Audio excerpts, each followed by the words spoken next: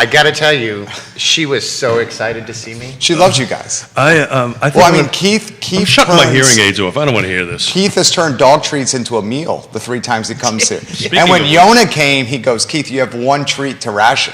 That's it. That's it. We have 3 of our favorite people in the world here on Real Talk with Keith Smith. Judah Wickower's in the house as well. We're going to have a good time. Keith is looking sharp. Quentin Beckham was giving us fashion tips. I mean, it's a beautiful morning. Not I only think tips and might be an mammoth. exaggeration. Well, I didn't know what you had to say. Is it Mammoth? Mammoth. Mammoth. M-A-M-M-U-T. It looks fantastic. Mammoth. It's one of his favorite brands is Mammoth. This is very true. So, And it looks really sharp on you. let's not Thank get, you. let's get carried Absolutely. away. Well, they're about to see. Absolutely. They're about to see with the benevolent dictator Quentin Beckham I here. was actually thinking about that this morning, the benevolent dictator. It's a very kind term, very applicable. Really? Anything with the word dictator in it is not kind. Well, and QB. QB is a good one too. The quarterback, the Keller Williams quarterback. Quarterback, Yeah. or it's been used in other connotations, but Oh, do you want to share? That's for a different show? that's a different show. Okay. That's It's a going to be a different show. different show. We only have part of our rules is no divisive politics, pointing fingers, and have fun. So go for it, Mr. Beckham. We will do it when the cameras Say go what you on. want to say. Oh, I always say what I want to say. That goes without question. There are also things Good. I don't want to say. Got it. Yeah. The market is picking up around these parts, guys. Keith Smith will tell you how. A lot we're going to cover when the cameras go on the Friday edition of Real Talk. You guys ready to rock and roll? Sure thing. All right, I cannot wait. Judah, we're in your hands.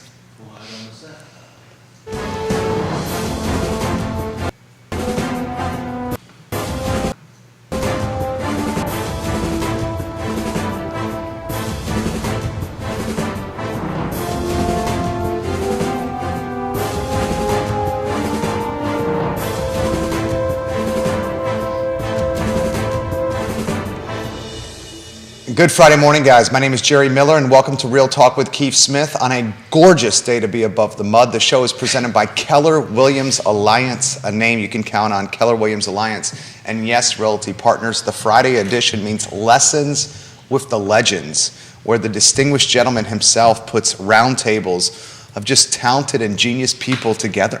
And I think we have that today. No pressure. On that note, Judah Wickower, let's go to the studio camera. Judah's our director, and let's welcome the legends themselves. We're going to start with our favorite legend, Yona Smith. These legends are pretty cool too, but Yona's by far And as our I was favorite. riding on my- Can Yona talk? I want to No. say hi to Yona, please. Good morning, Yona. Good to see you. It's great to Good see you, you Yona. guys. Thank you for Gone for one day, and I Thank lose all control. I love Yona so much. Okay, sorry, Keith. Go ahead. No, I'm going to shut up. I'll shut up. How are you doing, my friends? Phenomenal. Yeah. As always. great to see Phenomenal you. Friday. It's good to see you. And FF, Phenomenal Friday. Got to be careful with that. Absolutely, yeah. Just Well, Phenomenal Friday. Phenomenal. Doesn't that start with P? PH. We can Yeah, turn this PH. into F. That's a In PH. Keith brain, it starts with an F. You're looking quite dapper, my friend. Thank you. It might have been Quite distinguished. It might have been the hair products I stole from you. You look good. You look good. Did you get some pomade in there too? I got the pomade first, but I ran out of whatever. We're going to move on. Oh, It's boy. terrifying we use the same recipe over here. Pomade first and then Tresemme number 4. This gentleman, I think, just goes Tresemme number 4, and he's always looking fly. His name is Quentin Beckham. I have no idea what it is, but one of the advantages of being me is that there's nobody else in my household. I have So people much try to easier. fix me up. They want me to be in a relationship. And I'm like, but do you know how long a bottle of shampoo lasts me now? How long does it last you? Oh, it's like 6 weeks. Like, Okay. why would I give that up? Good for And it you. also helps when you're the boss. Oh, You know, you can kind of make the your own only rules. place I'm the boss In is charge. at home because there's nobody else there. You're in charge. All You're of in this charge. talk, like I say things and people do them. That's a myth. That is not true, by the way. What is the exact title with Keller Williams? Do we have a title for this man? Yeah, whatever. What It's is the what- title? Is it head honcho? Is that what we call it? I don't know. I'm sure I get called many things, but to say there's a title, yeah, I don't know. So it's funny, on my bike ride this morning, I was just thinking, I've got to, Jerry, I've got to be extra careful today. I've got my supervising broker Yeah. and my managing broker sitting here, so I can't. You got some heavy hitters I here. can't go too sideways Well, and we also have Donna Patton watching the program. Oh, great. And we Morning, fear Donna. Donna Patton more than we do maybe QB and Jonas Smith over here. The truth is sometimes you just come up with the most outrageous shit that it really takes all three of us. He's talking Just about to me. make sure. He's Yes, talking I'm about me. completely talking about you. Occasionally I get the text messages, reel in Smith during the show. Did you literally go to the S word? I mean, you went to shit, huh? You said I could say what I wanted. Yeah, Go. me and my, see, there you go. Me and Good my morning, big, me and Donna. my big mouth. Good morning, Donna. Welcome, welcome. So look, we've titled the series every once in a while. We're going to bring in lessons from legends, right? And you two folks clearly classify as legends. And I kind of threw out a question to you two guys prior to the show. We can start off with that, and then I've got some interesting data I want to share over the last 7 days on sales on it. And the reason I want to do that was these contracts were written since the interest rates jumped up, and we'll take a look at that. But what I threw out there, and we'll let whoever wants to jump in, what's the three things, I mean, we've all been in the business for a while, what's the three things that surprise you most about the real estate business, Quentin? What three? Ladies first. Ladies first, okay. Thank you. I have to tell you, it's an evolving journey. It's not something that you can say you learned enough and now you're done. I think it's a journey of really trying to figure out how to best build relationships on many different levels, and it's fun to kind of figure out really how you can best serve, not sell, but serve, and trying to really meet the needs of not just your clients, but also your friends and neighbors in the community, and how to really strengthen that bond. So we always said, Keith and I, we always said that we are relationship builders first, to build the trusted relationship, and we've been doing this for I don't know how many years. 37. Close to it. And it hasn't changed. It has evolved over the years, obviously, where we learned what works and what doesn't work. And it's like I said, it's an ongoing journey that I really truly enjoy every day, and I'm grateful for that I can do it. And you're good at it. Well, Excellent at it. I always say I'm work in progress. Always. She does do that. I say, "How you doing today?" I mean, I always give Yona compliments during the day, and she goes, "I'm a work in progress." But I Work in figured what was progress. going to come out of your mouth, what's going to come out of Smith's mouth, Keith's mouth, what's going to come out of Keith's mouth, what's going to come out of Keith's mouth, as the three surprises. Quentin, what? I mean, you've been at this for a while. What surprises you the most about this business? Well, I think piggybacking on some of what she was saying is how little of it actually is about sales. Yeah. You know, we talk all the time about having a trusted counselor, and that links up to some of your conversation about relationships. Because if you're truly going to give counsel to people and them consider it, they have to know you and respect you and believe that you have their best interests at heart. And that requires building a relationship and a good reputation for that. Yeah, I 100% agree. I think, when we got into this back in 87, my biggest surprise, really none of what we do is about sales. Whatever somebody would consider a traditional sales, it's all about building relationships on that stuff. But Jerry, you've been around this for a while. What do you think about this business is most surprising to you? He probably is surprised that people like us succeed at it. No. I see why you guys succeed. What surprises me, and I've had the pleasure, and I sincerely mean this, is learning from you guys. I mean, it's been truly a pleasure to do this. I've learned so much from the three of you guys. What surprises me is how folks that get in the game, as they're getting into the game, how they may initially think it's an easy road. And this is extremely challenging. And one thing I've learned from you guys is you need a year, maybe a year and a half of runway to do this successfully, because it's going to be a while. Even if you sell a house out of the gate, you're not going to get that commission check for 45, 60, 90 days. It surprises me of how many folks think that this is an easy game to get into, but really it's the opposite. Even in good times, there's challenges that arise. It's a craft. It's a craft. It's a craft. Like you have your craft, and like you had to be patient with yourself to go ahead and develop that and really find the path. And sometimes the other thing that I do find very interesting and absolutely inspiring is the fact you just never really know I mean, there's certain things that you can try to go ahead and kind of pre-plan, but it's also you have to be willing to kind of deal with the unexpected. And how do you adjust? How do you figure this out? Not just for yourself, but for the person you're dealing with. And like this is, I always try to look at it as a positive challenge, even if there's stumbling blocks or speed bumps along the way, and you're asking yourself, "Are you serious that this is really happening? This is happening for a reason." So I try to go ahead and, as much as I possibly can, make it a positive experience, a learning experience. I think for everybody. And I think there's something to emphasize, and I'll get out of your way. The experience at this table collectively, what do we got here? We got 13 plus 22 is 35 for you. 35 for you, that's 70 combined for you. How long have you been here doing this? In this area, we're going on. In We're just totality. about to start 11 years. Yeah, but you did it in California. Yeah, that was a decade. So I mean, what so is you're that, talking 21? close to a century of experience here at this table. But I get a little weighted. I get a little negative number. Literally close to 100 years of total experience with these people. They have seen the stuff that arises. Where like someone that, and I'm not knocking anyone that's newer to the game, they may not have the breadth of experience of seeing stuff that you guys have. And that is invaluable. So that's an interesting segue into it, because I took a look at, I take a look at these 7-day snippets, right? And so the last 7 days we had 90 homes close in the car footprint. These are, this is everything within the car footprint. And these were contracts. I took a look at what the contract dates on them. They're all June contracts. So these are, late. There's a couple of late Mays, but most of them are in June. So there was 90 units sold. They were 3 bedrooms, 2.5 baths, 1,800 square feet, 1,900 square feet, 5 days on market. The median, did I do good? You did wonderful. Thank you. Good job. Wonderful. Yeah, I'm so proud of you. I struggle with that. I'm so proud of you. Median, somebody's going to make me say realtor later, Realtor. $416,000. So the market isn't slowing down. The interest rates have not slowed. I mean, that's 90 homes in 5 days closed that were in the system.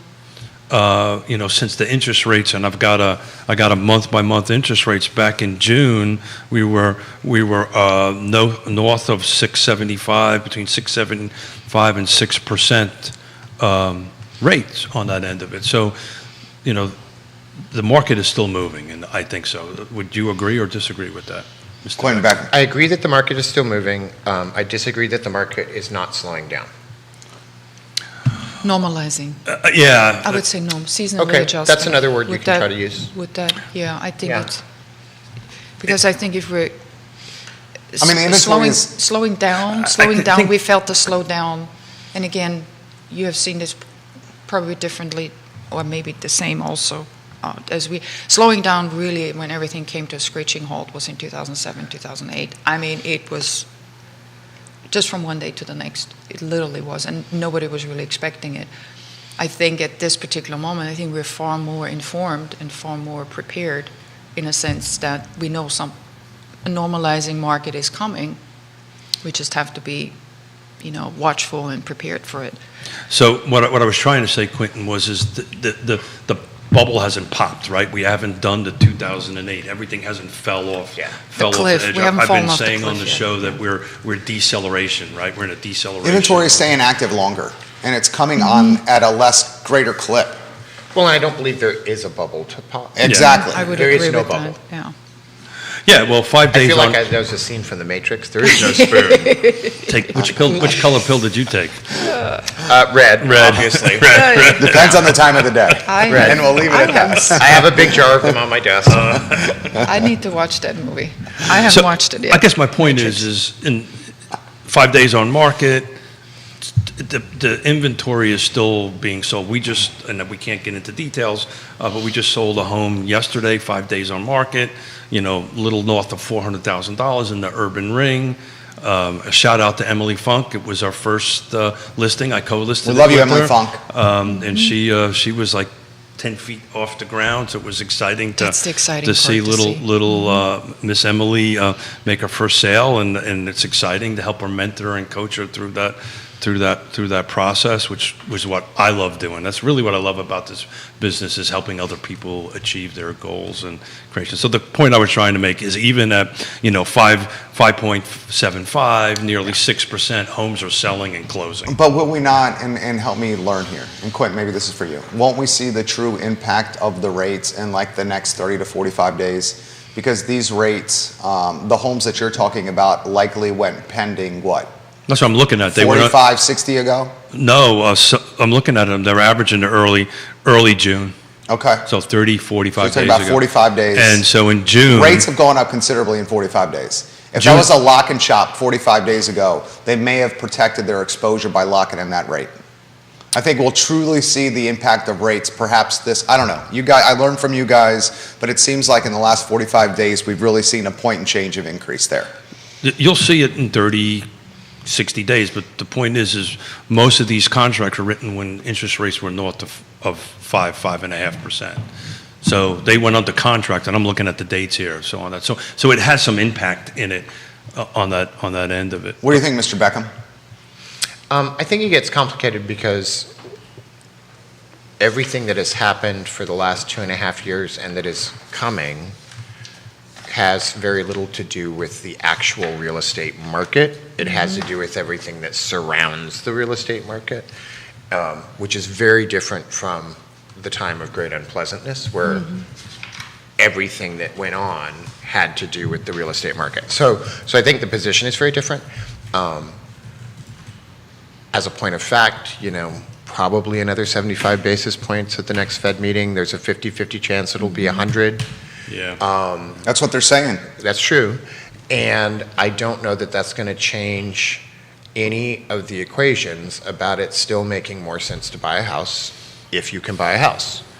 And if you go back through time, we sold houses at 13%, 8%, 6%. 4 to 5% is more our normal average since about the 80s. So this is a normalization in that respect. And the only real key difference that we have not experienced before to this degree is how low the inventory is. Correct. And so that's going to really hold the values. And nothing about the change in the inventory, the home value, or the mortgage rates are going to stop people from having to move and needing to sell and buy a house. It's not going to change it. Mike King is watching from ESPN Radio in Richmond. Mike, you're a hell of a talk show host on the radio dial. Thank you for watching the program today. We have comments coming in already, but Jamie Turner, hello, welcome to the show. Before we get to the comments, anything you want to add to what he said? And then I'll go to Neil Williamson. Yeah, no, I mean, we've been saying this on Real Talk with Keith Smith for quite a while, right? Inventory, we actually went through a point that we were banning the word inventory, but inventory is starting to creep up a little. Availability of homes. Creep up a little. Home availability. Home availability. We're allowed to say the S word, but we can't say the I word. Right. It's only on the I Love Steville network is that Wasn't there allowed. some government Only agent on the that banned a word from his staff using it? You may You can say profanities here, but you can't use the I word. Isn't that profanity also? Evidently, the I word is the worst kind of profanity. Remember, They need something to sell. We They need something to sell. Yeah. Well, we need something to help people buy. Yeah. I don't know all that stuff. But why don't you jump into the feed so I can get myself out of trouble here? Let's start with the king of content, Neil Williamson. Oh, hey. Watching the program here. Good morning, Neil.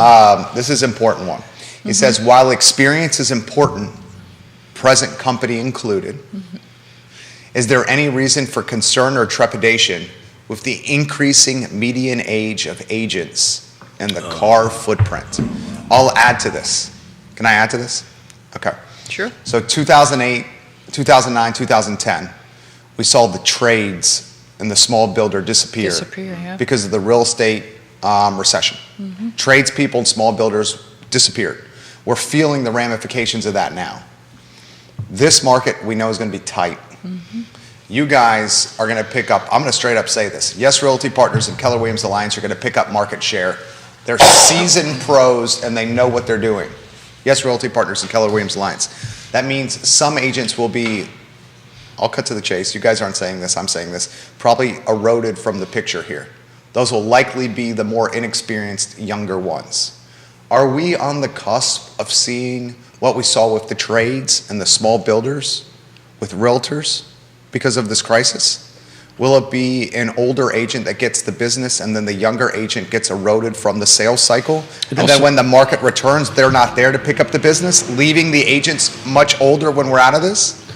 It could be the opposite too. It could be a lot of folks that just now is time to retire. Now is time to get out of the business, and it could fill up on the back end. You know, I'll just say this: we need more younger agents in the marketplace.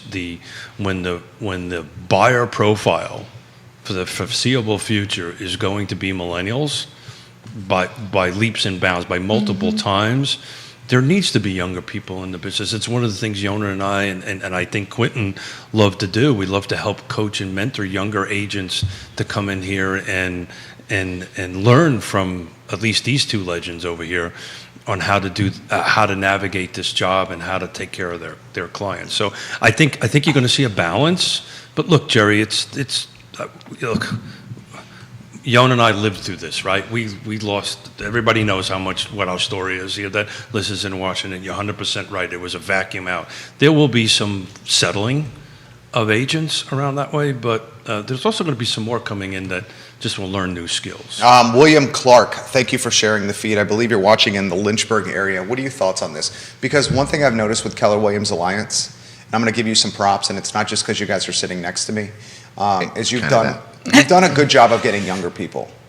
You have Carrie Griggs comes to mind, Kara Bass comes to mind. You have some youth on the roster. There's not a lot of firms, and love all firms here, pro market guy, positive guy. There's not a lot of firms with the youth that you have on the roster. I'm wondering if we've answered Neil's question. Neil, are you just saying that we're old and getting older? Pretty much, that's what he's saying. Yeah, That's okay. what he's saying. And he's right, Carr is old. That is not unique amongst realtor populations. I just wanted to say it's not Nationwide. It's nationwide, yeah. Nationwide, the mean age of realtors has come down in the last 3 to 5 years. There is some debate as to whether that has to do with really old realtors just dying, and so the bell curve shrunk, or new people coming in. And I'm not sure we know that very clearly.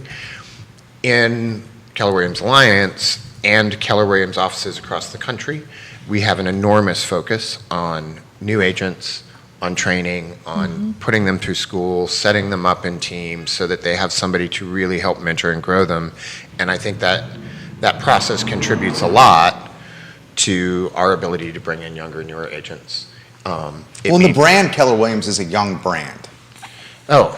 It's a technology young brand. It's a technology-driven brand. They've been around since the 80s. Although You're hip, that brand. Well, I think it's being. It's the shirt. It's the shirt. It's because I was at the Latin dance party. There you go. That's it. That's it. Till what, midnight, right? Yeah. 12:15. 12, boy. Oh, did you turn into a pumpkin? 12:15. I turned into something. I'm not sure it was a pumpkin. What were you saying, Yonah? Well, I think coming back to, and that goes back to the craft, right? I find it at any age. It doesn't make a difference if you're young, middle-aged, old age, or whatever. I think it's always a nice challenge to go ahead and start a new career. And I mean, I just look at our most recent edition, Emily, just making this transition to say, okay, I'm ready to jump in, and I'm ready to do this. So I think the passion goes along with, I think what Quentin says is that we are really focusing on making sure that these folks, whoever come into the market, are properly trained and they have a support system. Yeah. And Keller Williams does have, on the technology side of it, I think what you're describing as being hip, I think they have kept with what needs Your to be done, trendsetters. the trendsetters. Yeah. So I think that may be a better word. The craft itself takes time, and some of the newer agents or younger agents at that time, I think what they have to learn is the fact, like we had to learn, is patience and consistency and sticking with it. And this is not an immediate kind of text message scenario or action that you can anticipate that this is going to happen in a minute. So I think that's probably more of a challenge for anybody newer or younger coming in. The expectations are just a little bit different, and I Yeah. think we need to retrain that. Well, an example of that is, and without doing details, on the way in this morning, Yona and I drove in together to come into the show, and for the day, there's a client I've been working with for a year, right? And I got a text, hey, they all of a sudden now want to put No, well, you an offer on understand house. So why. this was a year of It takes time. conversation, a year of coaching, Yeah. and a year of mentoring, really the client on And that. searching. And And searching, searching. exactly. And searching. Year of work. And sticking doing our job. with Yeah. sticking Doing with our it. job, And yeah. And some folks that come into this don't quite understand that. You should characterize that sales cycle for the viewers and listeners. I Yeah. mean, that's not a short sales cycle. That is not a short sales But not cycle. unusual. Not unusual. But that's just normal. And, Right. And, It's and not we- unusual. you and I were having a debate last week about, this feels more like the 1819 market because of that, because this isn't going to happen quickly. It's also You were selling real estate in 1819? 2018, 2019. Oh, sorry. I initially along, thought along that as with well. Tim McGraw and Faith Hill. Okay. Isn't that the series? The Yeah. Netflix series? I'm old, but I'm not that old, Mr. Beck. Do you believe it's like 2018, 2019? Quentin? No, I don't think that's what we're moving into when I think of the total market. But I think for as long as I've been in real estate, as long as I've been around real estate, most clients are not people you meet on Monday and you write a contract Yep. on Friday. Yep. That is not how Very it works. unusual. Yep. And so I know when we talk a lot about what do real estate agents make, you made this much money off the sale of my house. Yes, and not counting the 100 to 300 hours a year you have to spend to stay up on things, because one of my surprises is how much, when I think I've learned everything, I have to learn a whole new thing. Oh, my God. Because whatever you needed to know 10 years ago is only about 40% of what you need to know today. Relevant, yeah. Or the state changes the rules on you. State changes the rules, the market changes, housing changes, suddenly there's internet, everything changes. But there's a lot of invested time in every client. There's a lot of invested time with other agents making deals happen. There's a lot of stuff that happens that individual clients may not see. And you're having to hope that it all moves to the end of a transaction, because most clients, you've invested several hundred hours in getting to that closing table. Good take. And I want to go back to age for a second. I think there's three reasons, Neil, that we have an older population, and I also think it's beginning to pivot. The first reason is that we have a history in real estate that you had to be old and white and male and have some money, and that's how you got into real estate. Brokerage or agent? Just if you go back in time, Certainly brokerage. if you go back in time, the National Association of Realtors was a small group that was designed to create cooperation, but also raise some fences and some barriers. And they've spent lots of time undoing that, sometimes being forced, and more recently just acknowledging that, hey, we have to do better at this. And so I think that's starting to have some pivot. I think the second reason is these are frequently second careers nowadays. These are almost always people that did something else. They're tired of it. They can retire out of it. They want to do another thing. They get fooled into believing that there's flexibility in real estate, and so they join. If they survive the cold splash of water, that it is much less flexible than you think, and they really enjoy the process and building those relationships, they survive. And I think the third reason is a lot of real estate agents do not, and I really found this year because we held a whole course on this and brought somebody in, most real estate agents don't know how to plan their own retirement. Oh, yeah. And so they're really good at making money, but then they don't know what to do with it. And so they make money, they pay bills, they take trips, they take a break, and then their account starts to shrink and they have to go make money again. And so you do have people that are 65 and up that still need to work because there's not a retirement plan unless you make one, Or health insurance. or health insurance. Well, That's changing, right? the state just changed At that. the VAR level. Is Denise Yeah, leading that charge? But that's Oh, gonna the take another. association Yeah. led that charge. It's gonna So take at the another state year. level, the quick synopsis on that is the state is now allowing us to create a group, right? and Collective bargaining. Well, that's Well, we're gonna. It's not collective bargaining. Is that union? no. Yeah. No? No, it's just being recognized as a group the way a business would be. And so we still have to go get a qualified plan. We still have to move regulations through the Board of So Insurance. bulk purchase discount, is that a better description? Well, that's the whole point of a group plan, Yeah. is that you're moderating risk by upping the numbers. So Or while, equalizing before the Neil risk. jumps off and actually gets some work, I do want to ask him to drop something in the feed for me. I put a post on my Facebook page and Carr's Facebook page. There is a survey that Albemarle County is Quinn doing. Beckham. Oh, you already put it on there? It's already on. Look, okay. Thank you, Neil. So I want to give a little background on the survey here, and then I'll get out of your way Sure. here. So there's a survey circulating. Quentin Beckham has shared it in the comments section. I saw Neil share it as well. This is a survey about the designated growth area in Albemarle County. The interesting statistic that struck me from that survey is there's still 25% available density to go after in the current 5% of Albemarle County. Did you see that? I did. I actually took the survey this morning. It took me 15 minutes, and it's part of the Albemarle County's comprehensive plan rewrite. This is a big thing, but this is a super important survey to take. And some people think that you have to be an Albemarle County resident to do that. That is not true, right? It's open to anybody who actually connects into it, but. We live in Fluvanna County. We took it, but this is an important survey because it's going to give a litmus test or a little bit of outside of the box thinking to decision makers.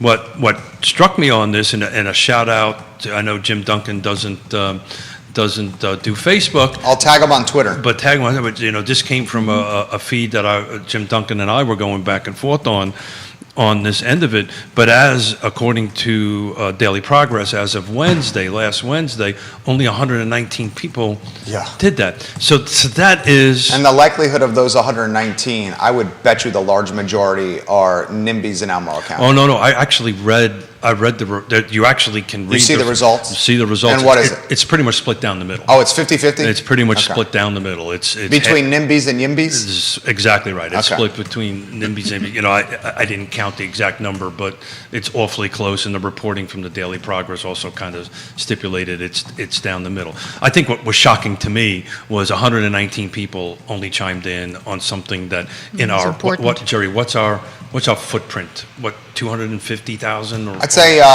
when you include all of Central Virginia, you're probably just over 300K. Yeah. All of Central Virginia. Yeah, so please take it. It matters, particularly the real estate agents that are watching this. Need to be. It directly impacts what we do for a living. It's anonymous. It requires no personal information. If they read my comments, they'll know it was me. This is one question I've had for you guys, and I've asked this question before. I'm curious of your take on this. Why is there not, you guys are so critically important to the economy in Central Virginia, and I'm talking realtors in totality. Why is there not, who can think of the last realtor that was in a board of supervisor or city council position? Can't think of that. Yeah, I wouldn't do that. Well, I understand that. It comes Yeah. with a huge pain and, a lot of, but there hasn't been someone that is like so passionately pro-housing like you guys on the board. So I'll chime in on that. Probably.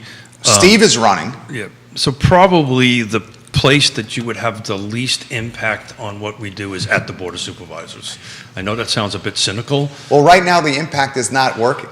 Well, the impact that helps is when Carr or we do this and we go through the education and get involved and Neil in educating the elected officials on the housing end of it. That's where you have your most impact. And I've been doing this for a long time. And I can tell you on the Dias side is probably the most difficult place to be to help improve this. On this side of the table, the rules are different and you can go ahead and really help the education process through it. That's why this survey is so important. And I think at some level, you'd end up recusing yourself from half of the stuff, You particularly in probably have land to. use stuff.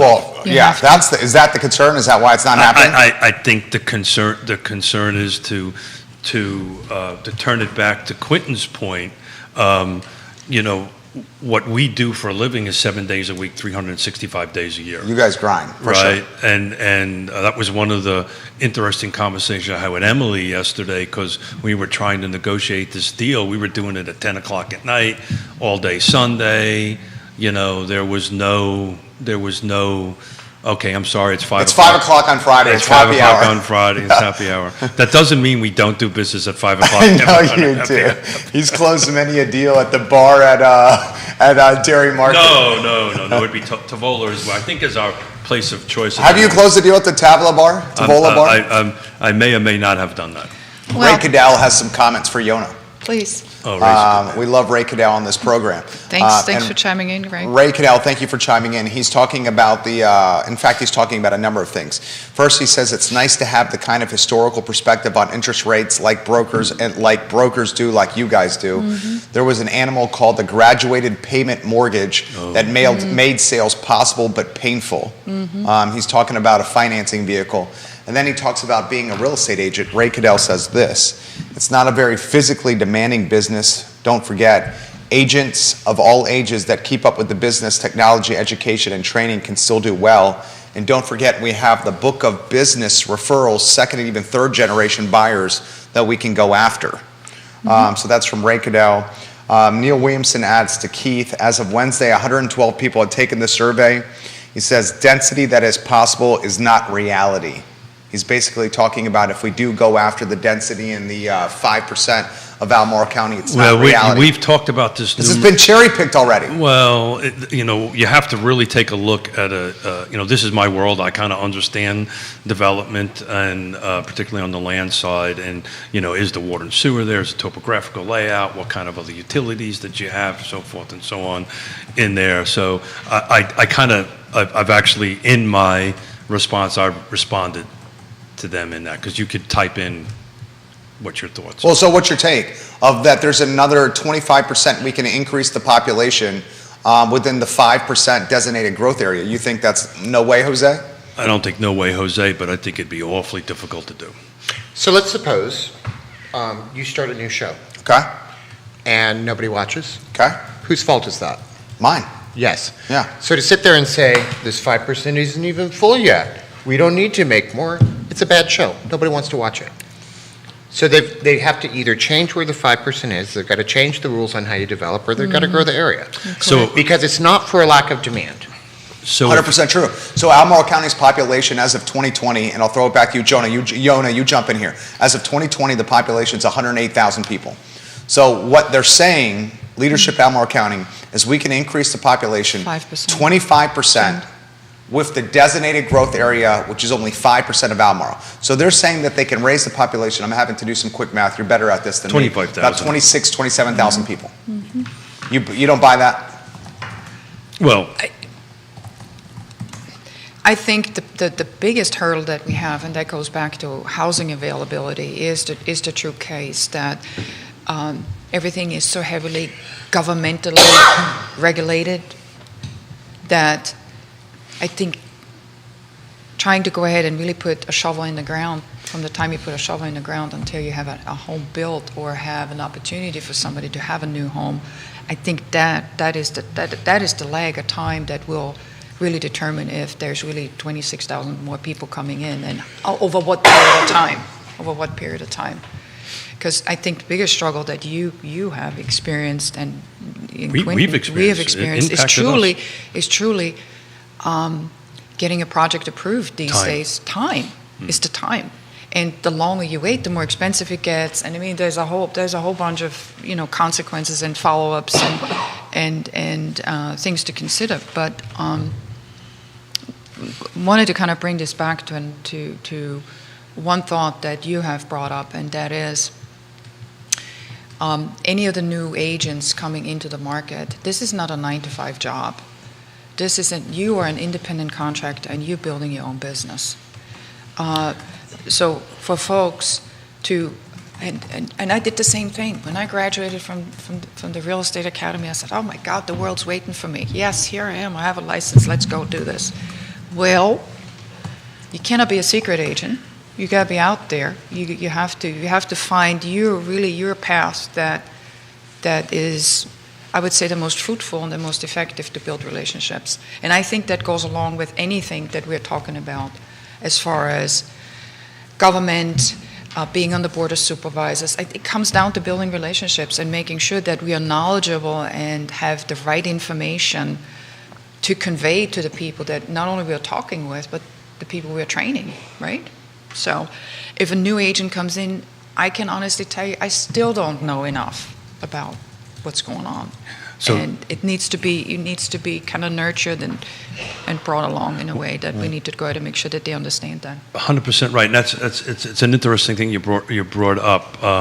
Is this is a business? Each agent is an individual business, and I think some agents get surprised by that. Yeah. That they actually have to run their own business, and it'll be surprised how many agents don't even have a simple business plan on how they want to do Well, that. you talked about how many agents aren't even LLC'd with their business. Yeah, How they're running sole proprietorships, which is extremely risky. Well, but the thing is when you first, this is step by step that you try to go ahead and navigate through, right? So there's a lot of different things that we hope that somebody would do as an independent business owner, i.e. get your tax ID number, get an accountant, try to go ahead and have whatever legal papers you have an attorney take a look at that. So this is sort of the gradual step to developing your business, and at the same time have a business plan. Yeah.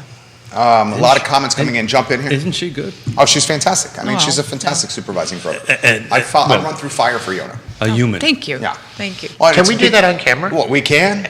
We can say the S word. We can do that. The S word. Yeah, and we are risking a mustache in this Oh, thing. careful, Well, guys. one of the Don't get things that I hurt. love about Yona is she's the same person every day. You're consistent. Thank you. And that is what work in progress. I'll What tell you people that. want from their people in their lives is the same person every day that they're interacting with. 250 new units on Rio were recommended for approval, but not without hand-wringing. Neil shares the link to the Free Enterprise Forum. Grayson has this comment, and he says, how can a survey be championed by people that don't live here that want more housing? And I think that's one of the reasons we're getting the survey out there. Correct, and the survey, you don't have to live in the county to Right. take the survey. So part of what this is trying to address is that frequently people that are not represented at zoning and whatever that disaster of community, whatever committees that they have, is the people that want to live there and can't. And so the point of the survey is Albemarle has a huge impact on an area wider than just Albemarle. And so there is hope that many county residents will participate, but there's opportunity for those adjacent to the county to participate as well.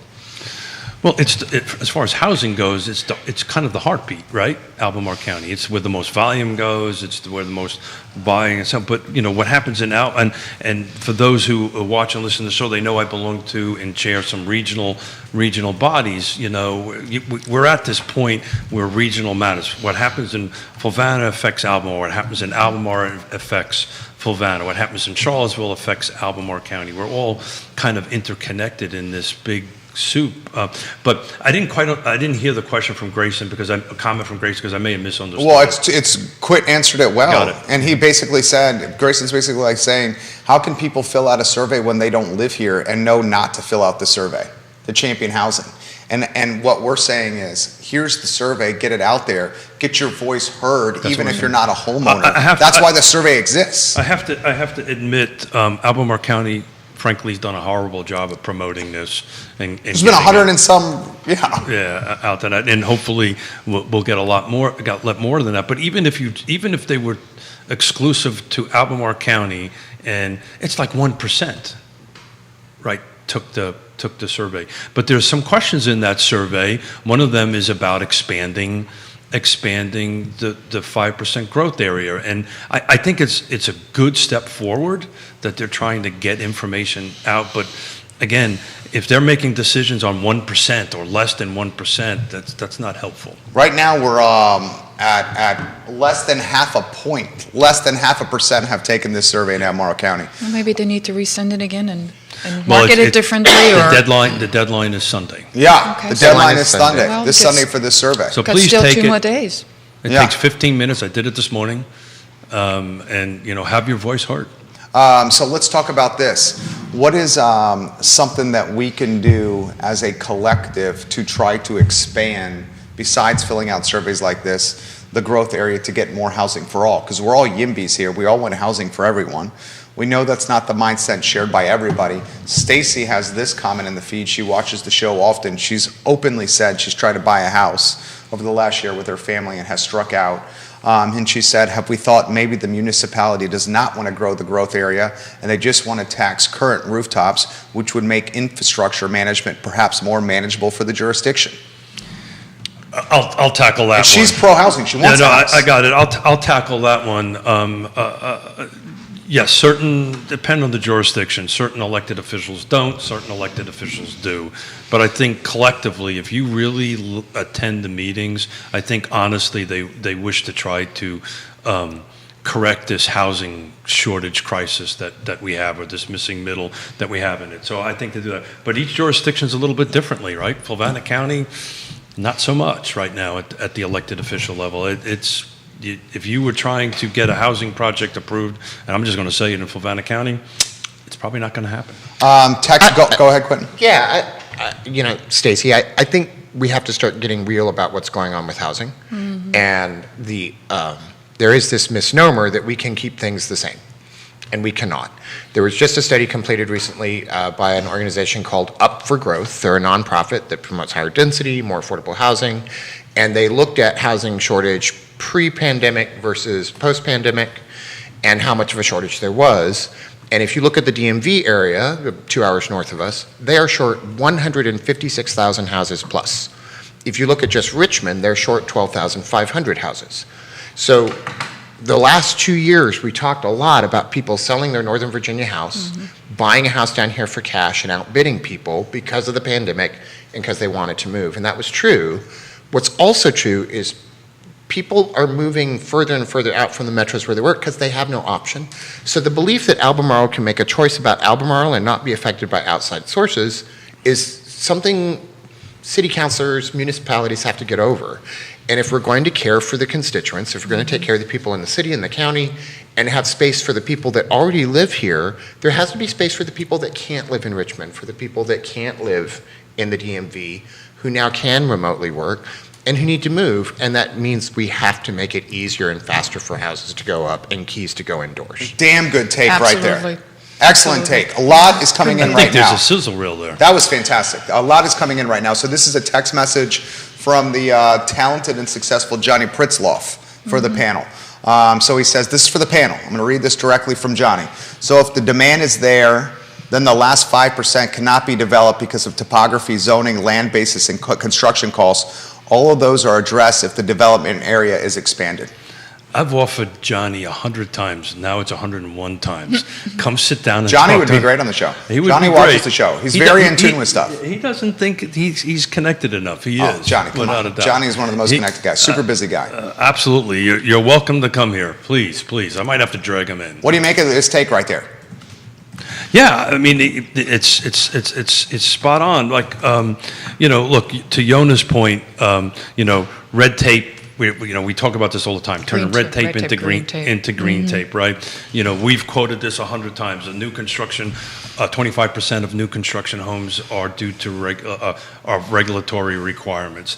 Look, regulations are good, right? There's certain reasons they're there on that end of it, but I feel like we've taken it to the extreme. Even if we reduce that to 50%, that cuts like $50,000 out of the cost of a home, or at a typical $400,000 new construction home. And the builders will convey that. If it costs them $50,000 less, they'll sell the homes for $350,000 or whatever, $50,000 less. But yeah, we just need to get these projects to come through. Colonial Circle out in Fluvanna County, 125 apartments going in there, 50 servicing, providing homes for 50 to 60% of the area median income, between 1 and 3 bedrooms on that end of it. We've just got the project just got the site plan approved. 7 years. It's been in the making for 7 years. Been trying to do that. And these two folks sitting on this end of the table went through this. And 7 years. And He's talking Yona and Keith, for those that are listening. Thank you. I Yeah. apologize. When we did a couple of projects, it took us 7 years to get it going. The market changed. 7 With years ex- is too long. It should not take that With long. the exception of the acres. The acres Well, was. the acres we did in In 3 which- months. We You're did talking three about neighborhood in Lake Monticello. Yeah, the He acres. developed, the Smiths developed We a large developed portion of that Lake area. Monticello. In Well, Cunningham. not a lot, just 150 acres out of 4,500 acres, but Good amount. that's A not lot. large. Yeah, you guys, you But we- crafted the vision of the lake. Yeah, we built quite a few homes there, about Yeah. hundreds and hundreds of them. Respect, Yeah. tremendous respect. But that project was done in 97, right? And 95, 90, 96, by the time I put it, we 97. put it under contract, rezoned it, had the site plan, and put a bulldozer on the job site. Took 3 months. Good Lord. Yeah, I remember the first parade home that we had in there, downpouring rain. Oh my It was God. raining? Oh, Yeah. Oh, the hot dog stands, that was fun. yeah, the hot dogs. What was it like with that first home that you guys finished? What was the feelings like? I- And what year was that? That was So 97. this was 97. So to put it in perspective about the market, we were selling lots at 50 grand when you could buy lots at Lake Monticello for 5. And we were selling them because we had the right vision. So I guess, Well, because you were full service with that 50K, right? no, we were still building custom homes in Lake Monticello for people that were buying homes for $5,000 worth of $50,000. But it took a little salesmanship to do that. And it's part of why I am actually really excited about the future of what we all do here at this table. The market's always going to go up. It might go up and down, but How about this? I'm going to read you 2 paragraphs from an article that came out this week from Virginia Mercury. And this article quotes Hamilton Lombard, who I play squash with. He's a demographer with the Weldon Cooper Center at the University of Virginia. 2 paragraphs I'll read to you. The data presented Wednesday to lawmakers on the Virginia Housing Commission reflects trends that are likely to have a major impact on some of the state's biggest metro areas, according to Virginia Realtors Association. While statewide home sales have slowed amid rising interest rates, limited inventory means that prices haven't dropped to match the decline in demand. One more paragraph. High prices and price increases are the worst in Northern Virginia, where home costs rose more between 2000 and 2019 than any other metro area on the East Coast, according to Hamilton Lombard of the Weldon Cooper Center at the University of Virginia. In 2019, for example, both Arlington and Fairfax had higher median home prices than any individual East Coast county other than Martha's Vineyard and Nantucket, according to the U.S. Census Bureau. Wow. Martha's Vineyard and Nantucket. Think about that, Northern Virginia, Not surprised. right? Not surprised. No. so to go back to Johnny's comment, And that's pre-pandemic. That was That is pre-pandemic. It's gotten worse. Pre-pandemic knowledge. This is my point. That's exactly. your point. It's worse. Yeah. Well said, Yona. I should have emphasized that. She's it's exactly right. pre-pandemic. In the 2 years since this data was released, it's exponentially worse.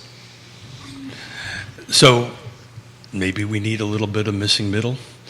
Maybe you think we might need a little bit more inventory to go ahead and do this. Back to Johnny's point Johnny Pisloff's point with the 5% on the end of it. There's so much. Look, what I think the comments that certain elected officials are making on that, what they're missing on trying to do this is, first of all, you got to find a ready, willing, and able seller to sell the piece of property. It's got to be sold at the price that makes the numbers work. And oh, yeah. by the way, you got to go through the rezoning process through that end of it. So, just to think all of a sudden magically, because we physically have this math left in there, poof, we're going to have 25,000 new homes. It's not going to happen, guys. It's going to, first you got to acquire. This is Neil Williamson's quote.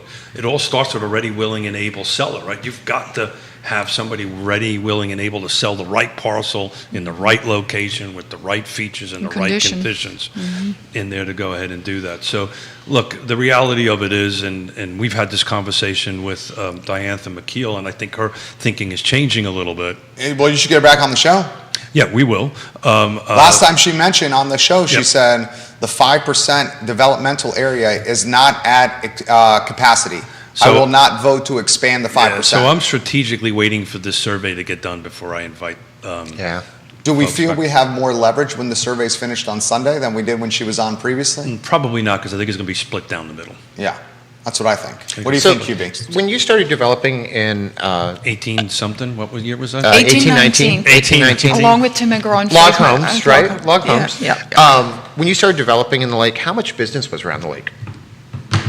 How Oh, many the- businesses were around? Yeah. it? The, Oh, infrastructure was Turkey's Egg. The infrastructure was No, we bought that piece of property knowing that Food Lion was getting developed. It's the reason I bought it. Okay. Is buying that. So Food Lion was not built when we acquired When you first it. acquired the land. So I think one of the things that gets lost because we get so focused in on housing inventory is what really powers an economy is a strong middle class. To have a strong middle class, you have to have housing that is affordable to middle class. When you create that housing, you create whole new opportunities for small businesses, Sure. for enterprise to come in, jobs spring up. And if you want to be pro-business, if you're an elected official that's being pro-business, the most pro-business thing you can do is create a strong middle class, and they need a place to live. And they've got to have a home to buy.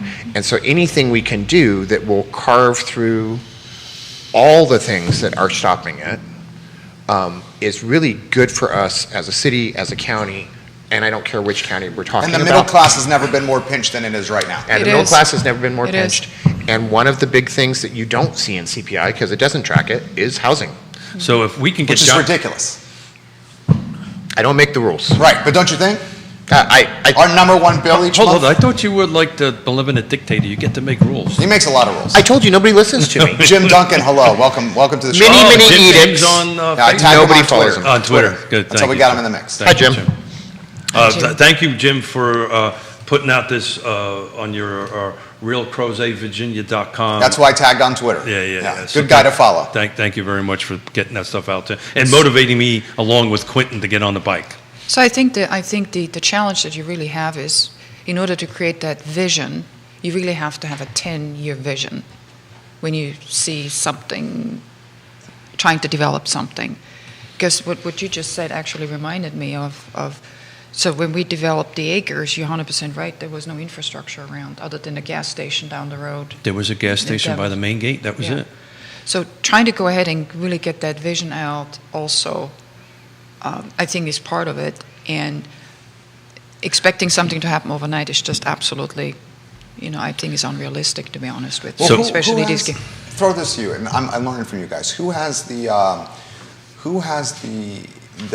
runway or the burn rate to accommodate a 10-year vision plan that could change? Yeah. Like in a good example, and we love Stanley Martin. Stanley Martin, they watch the show often. They're one of our wonderful sponsors. Fantastic partner. But you're 100% right. It's Like, the they end. changed their strategy. Say in the neighborhood I live in eastern Albemarle County, it went from 4,000 or 5,000 square foot homes to 2,800 square foot Yeah, homes, to downsize it, yeah. 2,700 square foot homes. Well, And that's because the market changed. Well, they're super smart. They follow the market. They know where the market's going and doing all this stuff. I think the point you're trying to make is to have that kind of staying power, you're going to have a little A capital. lot of money. You do. Lot of capital It to costs do you it. money A to lot of hold I on. mean, what is it? Stanley, Ryan, probably Southern. Well, Ryan actually doesn't develop. It acquires finished Okay, lots. okay. Finished lots. Not many in this area, Yeah, right? Stanley Martin is a Unique animal. well, that I think Stanley Martin and Southern Development are really the two unique animals here. Because they're that- vertically integrated. They vertically and they develop and they build on it. There's not that many. There may be one other that is escaping me at the moment, but clearly what makes Stanley Martin unique is they do both sides of the house, which is what we used to do, right? We used to acquire, develop, and build. When you're a small entity and the great time of Pleasant happens, Well, the thing is also, I think, to realize that we Unpleasantness didn't happens. get into this overnight. So this has been an ongoing struggle, I think, for at least 10, 11, 12 years, and we're not going to get out of it. But I think the conversation needs to continue. We need to, I mean, as passionate as these two are, I think these. are we passionate? Yeah. You guys are passionate. Very, very passionate voice on that. It's I think, contagious. and the more education that Strong you can, coffee. yes, me too. The more education, cough the syrup? more information that you can provide, and the more knowledgeable you are. And I think it starts with us also on the independent business owner side, not just realtor, just a business owner itself. I think you can make an So impact. How about we do this? Can a candidate Because clearly there's something that's missing here. Can a candidate be pro small business, run on a platform that's pro business, and not be pro development area expansion and pro housing?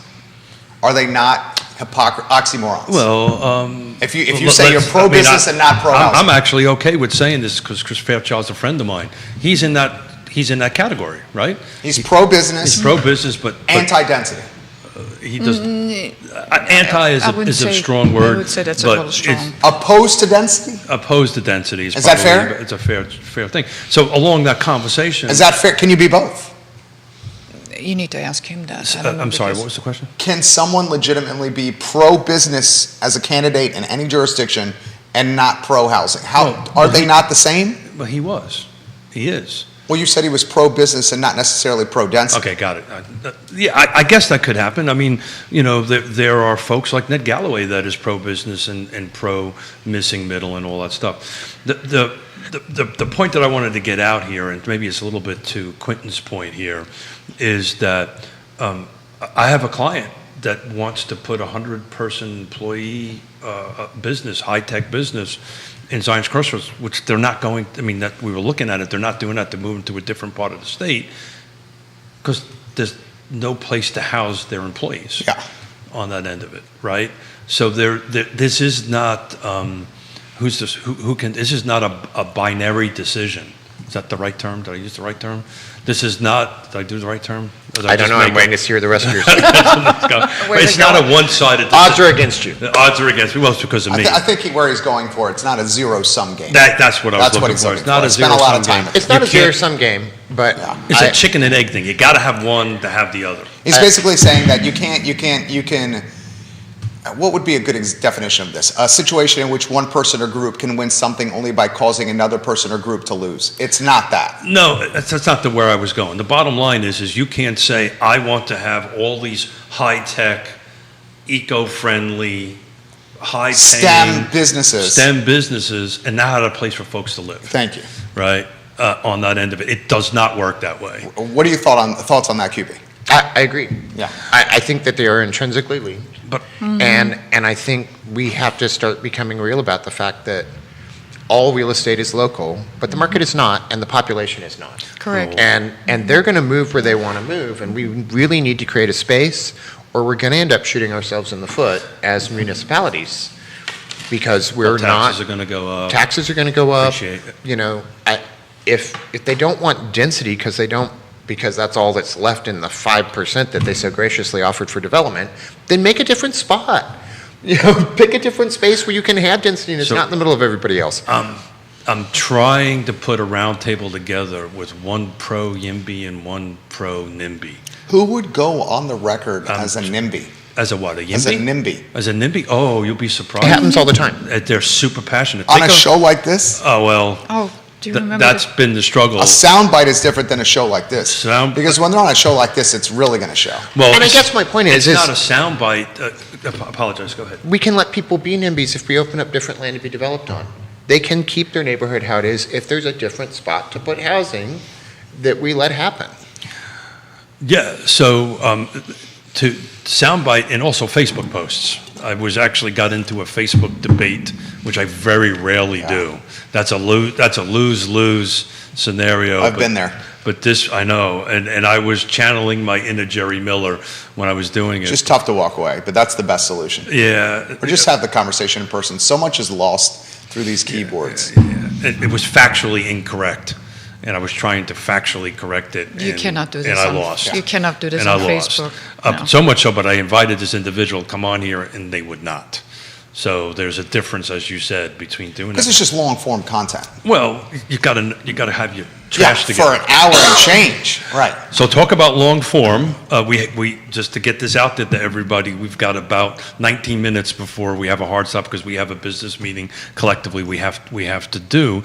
But I kind of wanted to throw a little bit of a take the other side. We were talking about this NIMBY and YIMBYism on the end of it because we want to be considerate to their feelings and their needs and About 9 minutes. on their want. Well, in order for us to achieve everything, we have to understand where they're coming from, so we can help them navigate that. So Or also for them to understand where we are coming from. So I think this has to be. that's the problem. So just be tolerant and open-minded enough to go ahead and hear somebody else's voice and opinion. Not that we're going to change everything overnight, but that there has to be a dialogue. It's really what it is a branding and marketing problem. Is because we don't have that story that tugs on the heartstrings of a mom or a family that can't live here. And the reason we don't have that story to leverage in an advertising campaign is because we don't know that family because they're not living here right now. And the story or the charge is being led by a lot of folk, us here at this table, in part, and folks at this table are like, these folks are pro-housing, right? They work in real estate, they're small business owners, they own houses themselves. It would be great if the pro-housing charge was led by somebody that was like a single mom, or someone that was trying to live here that can't. And it would really humanize and localize and personalize the efforts. But she's busy She's working. Working all kinds of Or places. can't live here. Whatever. So it's interesting to go back to what we started on, the surprise. One of my big surprises in getting into this, I didn't realize I was in the education business. Because at the end of the day, real estate really is a process of educating and re-educating and educating into that. I didn't, when I got into this in '87, I didn't realize that I was going to turn into an educator on that end of it. That was my biggest surprise. So again, one of the things that I chair the regional, no, I don't chair anymore. Now Ned does. I'm the vice chair. I got off of that. Nice job. Mrs. Smith Good is work. I didn't get off of it, but I'm not the chair any longer, so I got to be careful when I say think it. all of us are Happy. Yay. But, that's one of the reasons why the Regional Housing Partnership was born. It brings all these 4 pillars together on that. And there are people in the room that have difference of opinions on the YIMBYs and NIMBYs on it, and we communicate and we have a conversation about it to get to a common place. This is not a win-lose scenario. One side has to win and one side has to lose. We just need to come together and get somewhere in the middle. It's what we do for a living, negotiate. Come to the middle so everybody wins. Everybody's going, right, what is it? If everybody loses a little bit, it's a great deal. Yeah, right? If everyone leaves the table feeling a little stung, then it must have been a pretty good deal. Yeah, I don't believe that. I know you don't. What do you like everybody leaving the table feeling a win-win? good? Yeah, because I don't believe it's a zero-sum game. Put that in perspective. Give us a little more background. Somebody needs to move, somebody needs a place to live, and there's totally ways to negotiate that. Absolutely. Where it respects Both sides. all sides, everybody gets what they need, and they walk away. I don't need somebody else to lose to feel like I've won. So my reference, Quentin, was more about this YIMBY. I agree. NIMBY And I being think- not necessarily a So sale. Irma Bombeck, Yep, if you're old enough to remember I'm Irma old enough Bombeck, to remember she her. talks about her hopes for her sons as they grow up and how she wants to raise them. She wants them to, always kiss their grandmother no matter who else is in the room, wear a jacket to church, maybe button up the top button on their shirt, look people in the eye when they talk to them, and decide, Check, I'm good. and also, He's trying to to show your lend chest hair. dignity to the things they believe in and respect to the things they do not. And I think I would love to see some of our conversations around these topics really embrace that, because I think the folks that we are calling NIMBYs, although I frequently disagree with them, have real heartfelt reasons that they're taking this stance. Correct. There may be some that are not, but oh well. And there's still a real need to address housing as it affects the economy, as it affects poverty, as it affects equity. And most of where we're at is because all of those things have just been rampant for times before us. I don't feel like any of us are to blame for a lot of this stuff, but we are who's here now, and we're responsible to fix it and to move that forward. So we don't need the single voice of one mother. We need the voices of lots and lots of citizens in and around the counties and in the cities, really pushing this forward, because if you keep pushing, there will be a solution. So to Jerry's point, typically the NIMBYs are a little bit older, right? And they have the time on their hands. They're retired. To attend these meetings and sit behind a Facebook post or whatever it is. The YIMBYs typically tend to be a younger age, and they're busy working and so forth and so on. So that's where the disconnect is as far as time is concerned. But as Quentin, as you were speaking, we kind of had this YIMBY-NIMBY conversation with Tony O'Brien and Chris Fairchild in these two seats. Board of Supervisors, Fluvanna County. You know, to do that, and we're going to continue those conversations, because I think it's important that we get both voices at the table and try to Quentin's point, is to try to move forward and get us to a simple thing. But the simple math of the fact is, if we don't fix this, if we don't come up with this, housing is going to be more expensive, it's going to be more exclusive, and services are going to start hurting, right? So where is our bartender at Tavola going to live? And you know, we want to support our bartenders. Oh, absolutely. Very much, particularly the guys over there. We love them to death. But so where are they going to go? So what's going to happen, Quentin and Yona and Jerry, when he can't live or she can't live around here and we don't have a bartender? Jennifer Klein has this comment. Is that a real problem? Oh, that's a very real problem. Frontline worker, service industry, police, teacher, fire, rescue cannot afford to live in the community they Correct. serve. Your community starts to lose its sense of self when the people on the front lines can't live in the community that they're serving. You need diversity from a demographic to create a true community. Jennifer Klein has this, and maybe Yona, you start with this. Guys, I love the shows that you do and the fact that you're standing up for the people that aren't here to stand up for themselves. One point that I think that is being missed, in the last 2 years and change, the market has gotten so out of control with cost of goods and interest rates and all the other things that you guys keep talking about, that even if we do get more housing, the last 2 years have made that housing just unaffordable for most of us to attain. This is true, but until we start to move in a direction, Until they go it's up. just going to get worse. Yeah. You know, one of the things that has really been proven to us is that these local economics are not a closed loop. There's lots of outside factors that affect us, and it's really not that we're designing our local economic infrastructure. We are creating the surfboard by which we're going to ride the waves of things that come from outside of our area.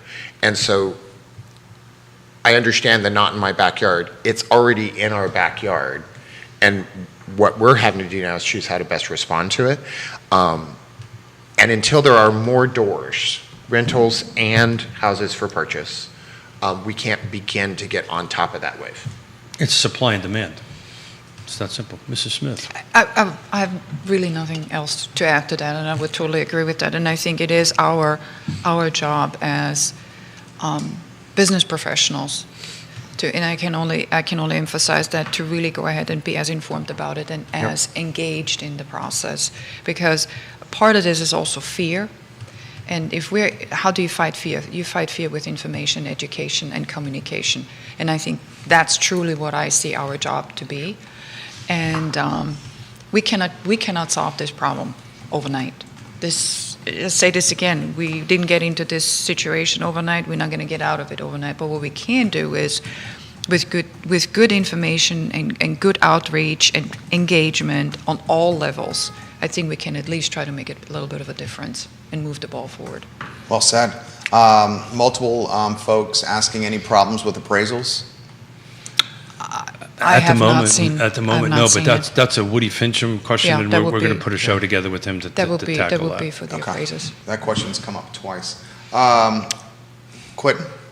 Good? Keith?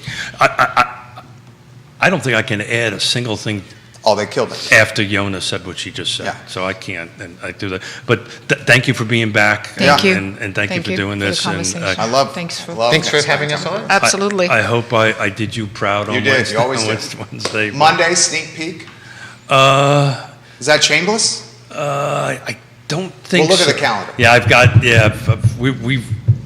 we need to rush here. We got a meeting to get to, but I'll look at the calendar and we'll fill folks in. Absolutely. No. Keith Smith, Yona Smith, Quentin Beckham, guys. This is Real Talk with Keith Smith. All the shows are archived on realtalkwithkeithsmith.com. Check the partners tab and see the trusted brands in the real estate Please. game. The show is presented by Keller Williams Alliance, and Yes Realty Partners. You can count on these people. It's one of the things we're trying to do with the show, is show how much you can count on these people.